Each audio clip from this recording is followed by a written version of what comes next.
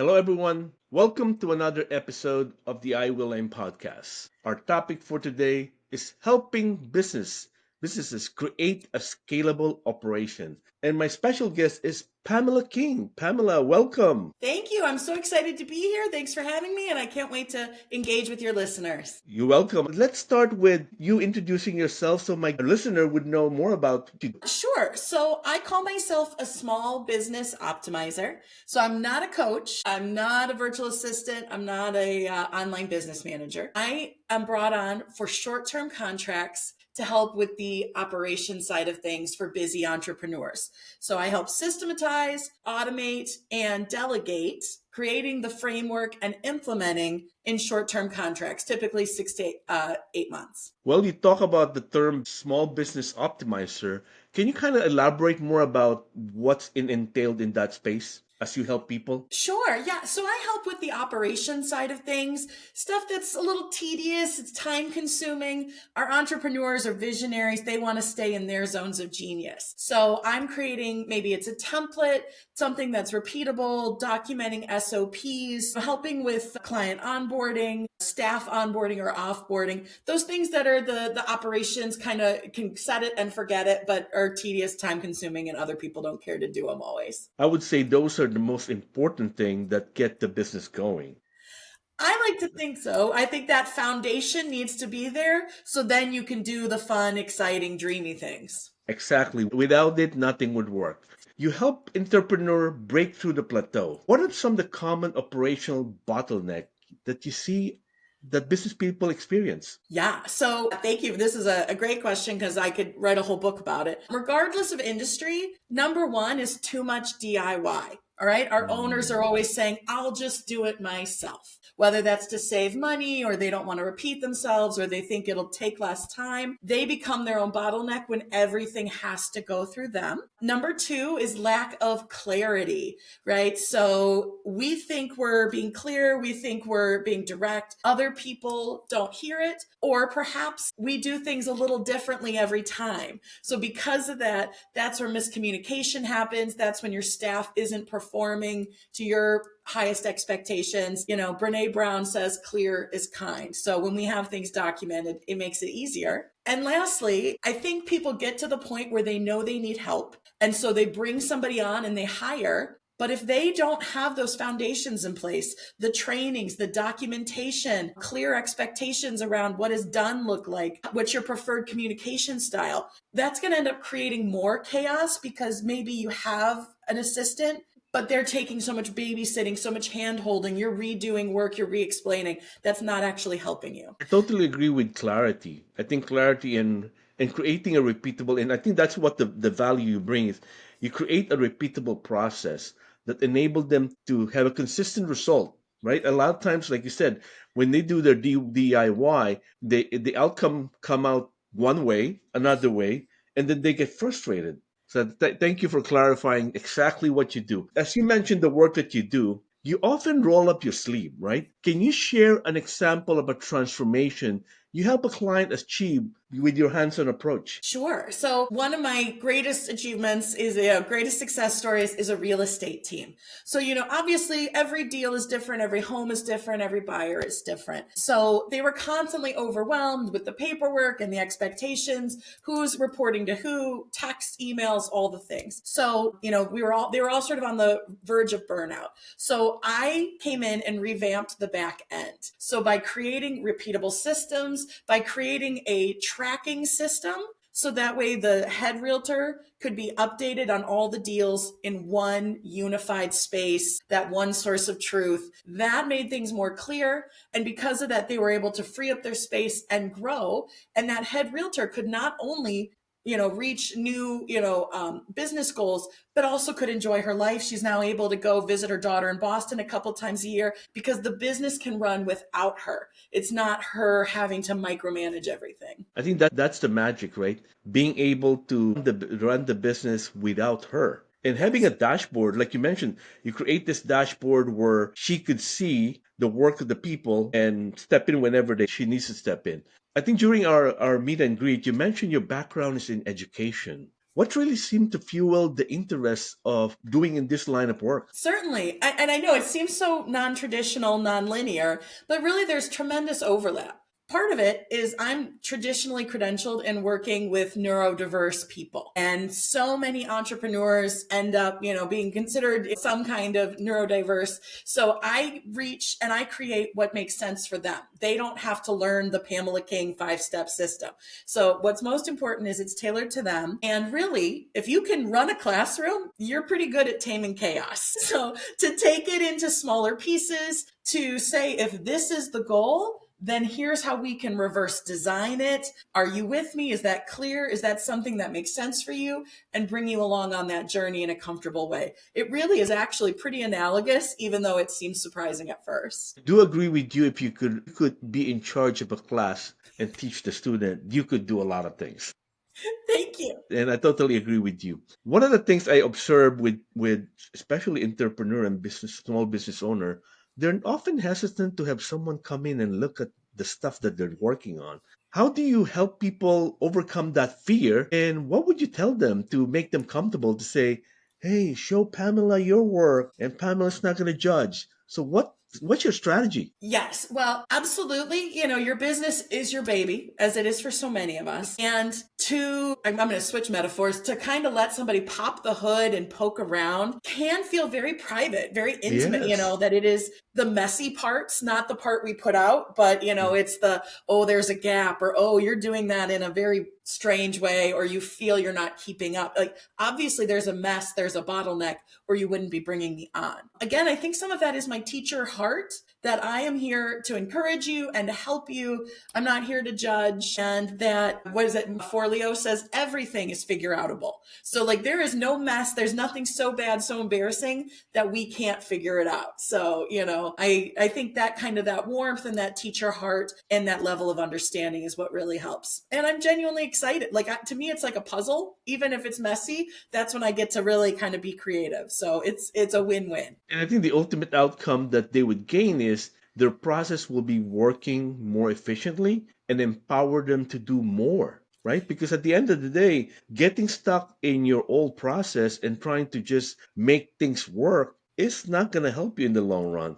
So therefore, they should bring Pamela in to help them clean the under thing of the hood and make it run more efficiently. I would hope so. I mean, we all start out scrappy, doing it ourselves, learning as we go. But at a certain point, those homemade systems just can't keep up. They're not going to scale. You're going to need to get out of the Excel sheet and possibly into a true CRM. You can't keep tracking, you're going to need finances and like a QuickBooks, those kinds of things. And really that's it, right? Is what gets you to 50,000 a year is not going to get you to 500,000 a year. So those trends, and that's why you hit those plateaus where you're working as hard as you can. You're putting all that time in, but at a certain point, the answer is not work harder. It is find those systems. Those systems are what are going to save you.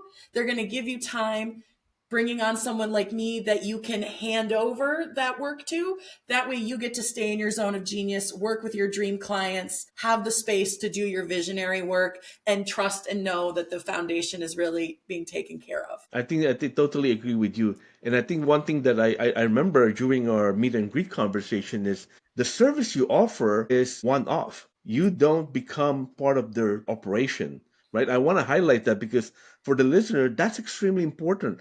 A lot of people who does consulting and do consulting work, they end up being embedded in the process. And with yours is you create this whole process, you educate them, you train them like you teach your heart, and then once they on board, off they go, right? Absolutely. Thank you for highlighting that, because that's the difference between, let's say, some fractional leadership that you could bring on. I am not the right fit if you are a manufacturer or you're doing, that kind of higher level thing. You're going to want that level of support. But if you're a real estate team, an insurance agent, a lawyer, those kind of people are never going to have a board of executives. That's never going to fit that. I come in, I like to say short-term contract, long-term impact, because it's 6 or 8 months. It's an investment, but once you have that framework, you keep it, it can scale. At the end of the 8 months, we could be done. We might be cycling off, or a lot of times people want to stay on a light maintenance path, little check-ins here or there, Yes. but it's very small. And you're right. It's because I'm not looking to be a permanent member of the executives of your company. So the person who's a right fit for me or I'm a right fit for them, it's not that long-term connection the way fractional leadership would be. Excellent point. One of the things I always thought about is there must be a lot of listener out there who are entrepreneur and burnout and feeling the admin work is weighing on their shoulder. So what's your message to them? Yeah, I think, as we said, doing things that old way is going to force you into that plateau, is going to force you into that burnout, because working harder is not always the answer. So then you need to kind of step back and look at what are the bottlenecks, what's taking up all of your time, and is that the work you love doing? If Yeah. you love making social media posts and you're spending your time on it, that's fine. But if you don't, hand that off to somebody else. That those kind of conversations, what's constantly slipping through the cracks. And also, if you handed your business to somebody else, would they be able to run it? Could you go on vacation? Could you be sick? If that's not the truth, then you don't really have a business, you have a job. And I think that's an important distinction. You don't have a freedom, Right. right? I think that's ultimately what would hurt in the long run. Absolutely. And same thing also, if you ever want to try and sell this business, if you're, oh, it's all up here, we got to get it out. We got to extract it. And that way you have it packaged up and ready for a sale as well. And I think I like your excellent point on what if you want to sell your business? Many times a business gets started and someone would purchase it and then make it bigger, right? Yes. So it's around you as an inventor of the business, creator of the business, and engaging you to actually standardize everything. So when it's ready to package, is I'm ready to go, That's right? it. When they say, oh, here it is, I can hand it over. There's something physical. It's not just, oh, I got it all. Yeah. Yep, I love it sometimes that you said it's in your head, but often you get too busy and things doesn't just come out naturally. Right. Well, and especially with templates and SOPs, we think, oh, I'll get to that. When I have slow time, one of these days I'll do it. And then we never do, right? It gets pushed and it gets pushed and it gets pushed. If that's happening, it might be time to engage my services. I could relate to that. Early in my career, I did a lot of this. Yeah, I'll work on it when I have free time. I never had the free time. Or if you had the free time, you're like, I need to get new clients. I Yep. don't, that's when you're doing more in your sales funnel because it feels slow. So you're very rarely are you doing the maintenance pieces. So it's important to really emphasize engaging you allows them to work on the high value, right?